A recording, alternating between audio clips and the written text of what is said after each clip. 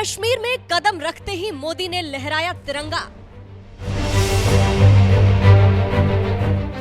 पाकिस्तान भी नहीं समझ पाया होगा मोदी का ये फंडा। जहां कभी कांग्रेस राज में पाकिस्तानी झंडा लहराता था, वहां अब मोदी राज में हिंदुस्तान का तिरंगा लहराता है।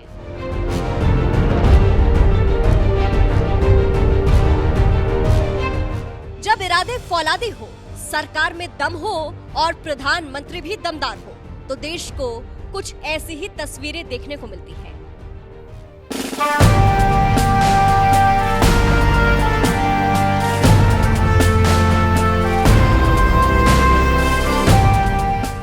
जिसका उद्घाटन करने के लिए 56 इंच की छाती वाले प्रधानमंत्री नरेंद्र मोदी ने जब जम्मू कश्मीर की धरती पर कदम रखा, तो उद्घाटन करने के बाद हाथ में तिरंगा थामकर उसी चेनाब ब्रिज पर कभी शेर की तरह चलते हुए नजर आए, तो कभी तिरंगा लहराते हुए नजर आए। वो दौर भला कौन भूल सकता है, जब दिल्ली की सत्ता में कांग्रेस बैठी थी और उसी कांग्रेस राज में जम्मू कश्मीर की राजधानी श्रीनगर में पाकिस्तान के झंडे लहराते थे। लेकिन अब वो दौर चला गया है, क्योंकि अब दिल्ली में नरेंद्र मोदी जैसे ताकतवर प्रधानमंत्री बैठे हैं, जिनकी सरकार ने सबसे पहले जम्मू कश्मीर को अनुच्छेद 370 की जंजीरों से आजाद किया और अब उसी जम्मू कश्मीर में खुद प्रधानमंत्री शान से तिरंगा भी लहराते हैं। दुनिया के सबसे ऊंचे चेनाब ब्रिज पर तिरंगा लहरा रहे पीएम मोदी की ये तस्वीर लोगों को भले ही किसी आम तस्वीर की तरह लग रही हो, लेकिन मोदी तो ठहरे मोदी। उनकी हर तस्वीर के पीछे एक बड़ा मकसद होता है और इस तस्वीर के पीछे भी कुछ ऐसा ही मकसद है। वो मकसद है पड़ोसी मुल्क पाकिस्तान को सख्त संदेश देना और ये बताना कि अब ये वो जम्मू कश्मीर नहीं है जहां कभी पाकिस्तान परस्त आतंकवादी श्रीनगर में तिरंगा लहराने गए मोदी को जान से मारने की धमकी दिया करते थे।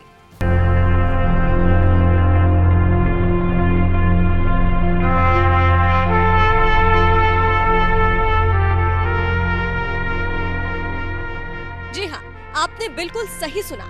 1991 का वो दौर भला कौन भूल सकता है, जब जम्मू कश्मीर में आतंकवाद चरम पर था। लोग कश्मीर में तिरंगा उठाने से भी डरते थे। उस दौर में नरेंद्र मोदी ने कश्मीर के लाल चौक पर तिरंगा लहराने का प्रण लिया और उसी प्रण को पूरा करने के लिए निकल पड़े तिरंगा यात्रा पर। ये बात जब पाकिस्तान परस्त आतंकवादियों को पता चली, तो उन्होंने धमकी दे डाली कि जिसने अपनी माँ का दूध पिया है, वो श्रीनगर आए और भारत का तिरंगा फहरा कर दिखाए। मोदी भी ठहरे मोदी, जिनके सीने में देशभक्ति की आग जल रही थी। वो मोदी भला ऐसे गीदड़ भपकियों से कहां डरने वाले थे। उन्होंने भी सीना ठोककर ऐलान कर दिया कि 26 जनवरी को लाल चौक पर फैसला हो जाएगा किसने अपनी माँ का दूध पिया है। की सफलता ने आतंकवादियों को परेशान करके रखा है। लाल चौक में पोस्टर्स लगाए, दीवारों पे लिखा है, जिसने अपनी माँ का दूध पिया हो वो श्रीनगर के लाल चौक में आए, आकर के भारत का तिरंगा झंडा फहराए और अगर वो जिंदा वापस जाएगा तो आतंकवादी उसे इनाम देंगे। आतंकवादी काम खोल करके समझे। 26 जनवरी को परसों, अब चंद घंटे बाकी हैं, लाल चौक में फैसला हो जाएगा किसने अपनी माँ का दूध पिया। आतंकियों की धमकी के बावजूद सीना ठोककर मोदी कश्मीर पहुंचे और लाल चौक पर तिरंगा लहराकर ही लौटे। सोचिए, ये वो दौर था जब अपने ही कश्मीर में तिरंगा लहराने के लिए आतंकियों की धमकियां सहनी पड़ती थी, और आज वो दौर है जब वही नरेंद्र मोदी देश के प्रधानमंत्री हैं और उसी जम्मू कश्मीर में खुद तिरंगा भी लहराने का दम रखते हैं। यही फर्क है पहले की सरकारों में और मौजूदा मोदी सरकार में। जब इरादों में दम हो और हौसले बुलंद हो, तो कभी जहन्नुम बनने की राह पर चला कश्मीर भी फिर से धरती का स्वर्ग बन सकता है, और ये काम मोदी सरकार ने करके दिखाया है। यही वजह है कि जिस कश्मीर को अंग्रेज भी ट्रेन से नहीं जोड़ पाए, उस कश्मीर को मोदी ने ट्रेन के जरिए देश के बाकी हिस्सों से जोड़कर दिखा दिया। यही वजह है कि आज जम्मू कश्मीर के मुख्यमंत्री उमर अब्दुल्ला भी मोदी सरकार की तारीफ कर रहे हैं। वजीर आजम साहब, इस रेल के ख्वाब बहुत लोगों ने देखे। यहां तक कि कश्मीर को बाकी मुल्क के साथ जोड़ने का ख्वाब अंग्रेजों ने भी देखा था, लेकिन वो पूरा कर नहीं पाए। उनका ख्वाब था कि उड़ी झेलम के किनारे जो है वो रेल लाके कश्मीर को बाकी मुल्क के साथ जोड़ें। लेकिन आज जो अंग्रेज पूरा नहीं कर पाए वो आपके हाथों पूरा हुआ और जम्मू कश्मीर, कश्मीर की वादी को बाकी मुल्क के साथ जोड़ दिया गया। जब उमर अब्दुल्ला जैसे सियासी विरोधी तारीफ करने लगे तो समझ जाइए मोदी सरकार कश्मीर की किस्मत बदलने के लिए किस तरह से पूरी ताकत झोंकती है।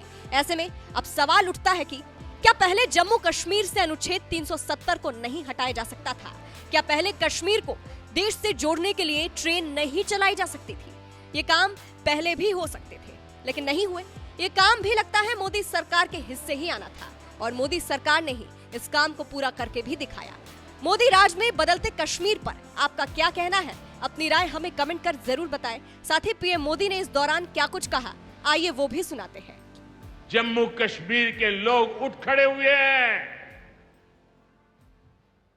जम्मू कश्मीर के अवाम ने इस बार जो ताकत दिखाई है,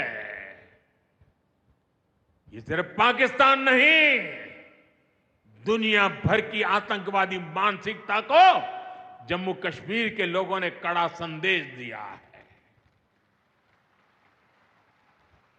जम्मू कश्मीर का नौजवान अब आतंकवाद को मुंह तोड़ जवाब देने का मन बना चुका है। ये वो आतंकवाद है जिसने घाटी में स्कूल जलाए, और सिर्फ स्कूल यानी इमारत नहीं जलाई थी, 2-2 पीढ़ी का भविष्य जला दिया था, अस्पताल तबाह किए,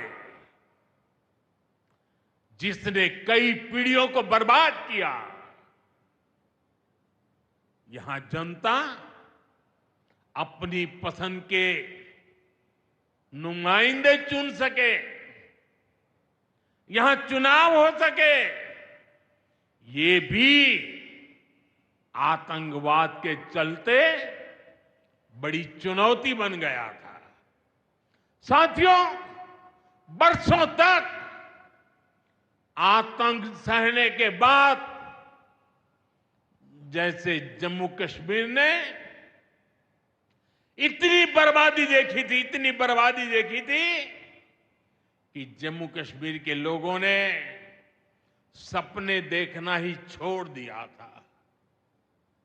आतंकवाद को ही अपना भाग्य मान लिया था।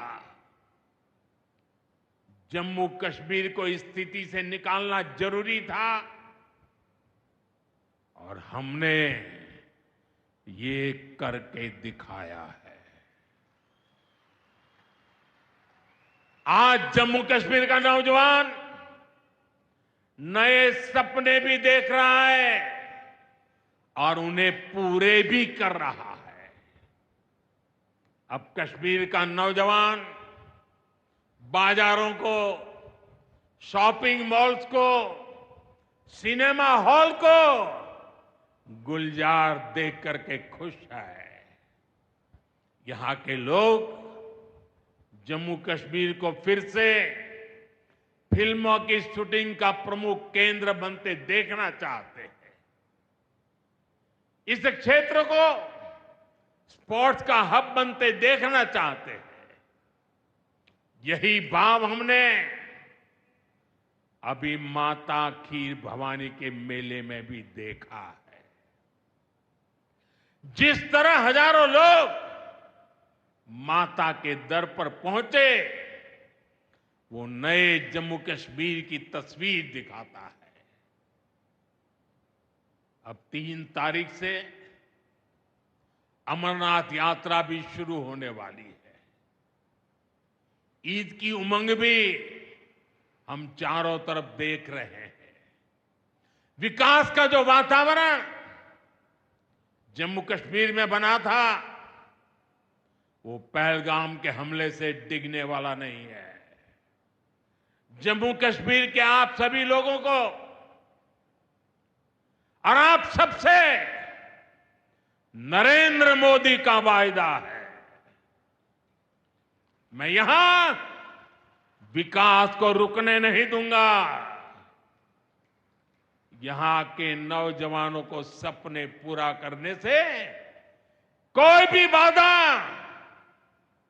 अगर रुकावट बनती है तो उस बाधा को पहले मोदी का सामना करना पड़ेगा।